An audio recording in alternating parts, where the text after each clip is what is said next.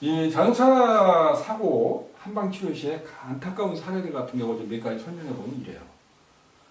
대부분의 경우가 후유증이 남은 경우에 남은 뒤 늦게 치료하는 케이스입니다. 초기에 골든타임을 넘겨가지고 정말 이제 내가 정말 골병 들 것 같으니까 치료를 시작하는 케이스. 그리고 또 뭐 있어요? 초기 치료에 소극적인 케이스. 네, 초기 치료에 아예 뭐 처음부터 치료를 할 마음은 있어요. 그런데 되게 소극적입니다. 뭐냐면 한약 안 쓰면서 치료하면 안 돼요. 나 침 치료만 받고 싶은데요. 난 추방만 받고 싶은데 침 맞기 싫어요. 뭐 이런 분들이 있어요. 이런 분들이 정말 안타까워요. 왜냐하면 이런 사람들은 대부분 후유증에 시달릴 수밖에 없습니다. 뭐 어쩔 수가 없어요. 제가 이제 제일 안타깝게 여기는 게 뭐냐면요. 이런 경우입니다. 뭐냐면은 교통사고가 난 지 수개월 지났어요. 심지어 1년이 지났어. 근데 보험회사하고 합의를 못 봤어요. 이 얘기는 뭐냐면은 폐질화된 경우입니다. 친구 치료와 춘혈병을 받고 관리하려고 하는 얘기는 들어가지고 한의원에서 그것만 해달라 그래요. 이런 경우는 절대로 치료가 안 됩니다. 근데 이게 보험사도 어쩔 수 없는 게 자꾸 이제 곳곳에 민원을 제기하니까 어쩔 수 없이 이 합의는 안 보지만 그러니까 어떻게 치료를 하려면 결국 이제 지불 보증도 띄워줘야 되는데 해주긴 해줍니다. 근데 문제는 뭐냐 안 낫는다는 거예요. 후유장애를 치료할 가능성이 없거나 폐질화된 케이스입니다. 만약에 여러분들이 이 강의를 들으신 이런 분들이 있으시면요, 제가 꼭 권하는데 빨리 합의 보시고 내 돈으로 치료하세요. 그 다음에 이제 이런 경우가 있어요. 진료의사의 지시를 여러 가지 사정으로 따르지 않는 케이스들이 있어요.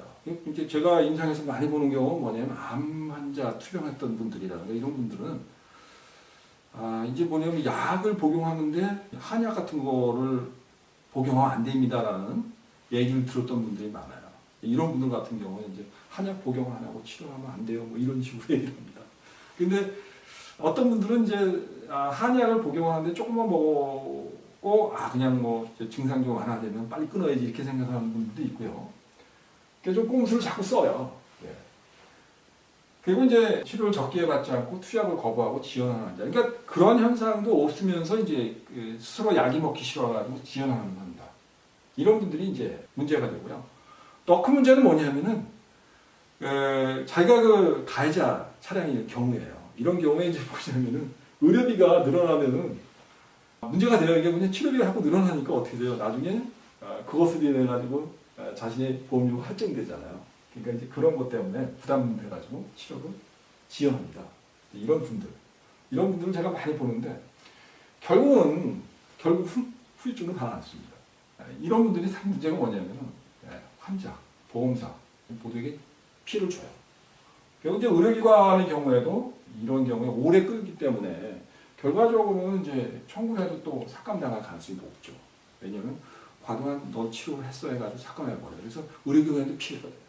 그래서 이런 경우를 좀 만들지 않았으면 하는 게 저는 좀 여러분께 바라는 말입니다. 왜냐하면 이게 서로에게 다 도움이 안 되는 쪽을 선택을 하신 거거든요. 그럼 결국은 다 손해를 보는 겁니다. 그러니까 저는 항상 이런 얘기를 해요. 그러니까 교통사고라는 것은요, 가능하면 1개월 내지 2개월, 저도 3개월 안에는 반드시 보험사와의 합의에 도달해야 돼요. 도달해야 되는데, 그러지 못했을 경우에는, 뭐죠? 보험사, 그리고 교통사고 피해자, 그리고 의료기관 모두 손해다. 이렇게 생각합니다. 계속해서 비용이 늘어나요. 결과적으로 건강도 못 얻고, 의료기관대로 그럼 얘 돈 버는 게 좋지 않느냐? 아니죠. 신뢰성이 떨어지잖아요. 치료하는 사람들 입장에서도 빨리 고쳐주고 싶은 거예요. 그래서 서로 신뢰하지 못하는 상황을 만든다는 거죠. 이 좋은 의료보험, 그러니까 자동차 보험 제도를 만들어놨는데 그 결과물이 좋지 않다는 거예요. 이게 아름답지 못한 일이 아니겠습니까?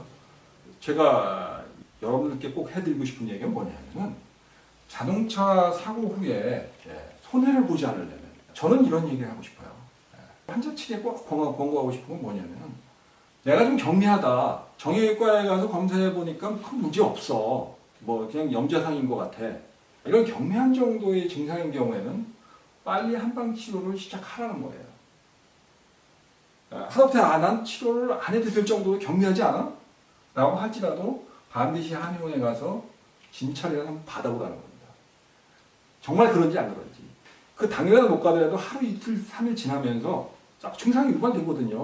어깨도 아프고 팔도 아프고 그러면 빨리 눈치채시고 빨리 한의원 가셔가지고 치료를 받으시라는 겁니다.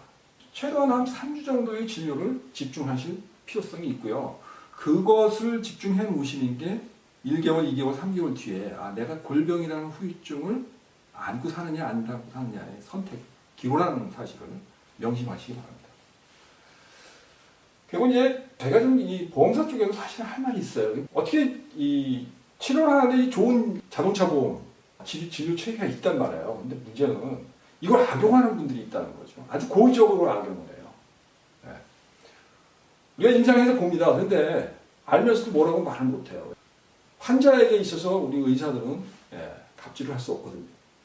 이렇게 해라 저렇게 해라 이게 좋습니다 저렇게 좋습니다 라는 얘기를 못해요. 참 문제가 뭐냐면은 정말 초기에 치료하시는 골든타임에 치료하시는 분들 같은 경우에는요 뭔가 좋은 그때 치료하시는 분들에는 혜택을 더 많이 주는가 그리고 적어도 1개월 2개월 뒤에 뒤늦게 치료해가지고 치료 비용을 눈덩이처럼 불려놓는 이 환자들은요 좀 문제가 있어요. 이런 분들은 사실 뭔가 보험사 측에서도 페널티 강화해야 됩니다. 그래서 그렇게 하면 안 된다라고 해가지고 거의 교육을 시키든지 그런 것을 가능한 권고를 하든지 뭐 이런 식으로 돼야 되는데 대부분 분들이 이제 이런 것들 보험사는 잘못되면 이제 금감원이라든가 이런 쪽에서 자꾸 민원 발생시키니까 가능한 환자에게 정말 최대한의 배려를 해준다는 걸 알고 있어요. 근데 그런데 문제는 뭐냐면 그걸 악용하는 분들이 많다는 사실입니다. 결국은 이제 사회적인 피해를 일으키는 거예요. 사회적인 비용을 더 많이 들게 만드는 거죠. 그래서 여러분들이 이런 사실들을 이제는 좀 아셔야 되지 않느냐. 그래서 좀 더 좋은 제도를 정착될 수 있고 결국은 우리 한방의료기관, 특히 우리 한의사에게도 많이 도움이 되고요. 또 여러분들이 특히 교통사고 후유증으로 시달리는 환자를 줄일 수 있는 그런 이점도 있으시니까요. 이 강의를 들으시는 분들에게도 분명히 도움이 될 겁니다. 자, 제가 이제 자동차 사고에 대한 이 한방 치료를 이제 설명을 해드렸는데, 제가 바라는 건 그거예요. 후유증 없이 건강하게 일상의 생활로 복귀할 수 있도록 정말 효율적으로 골든타임에 치료를 끝내시기를 기원합니다. 경청해 주셔서 감사드립니다. 감사합니다.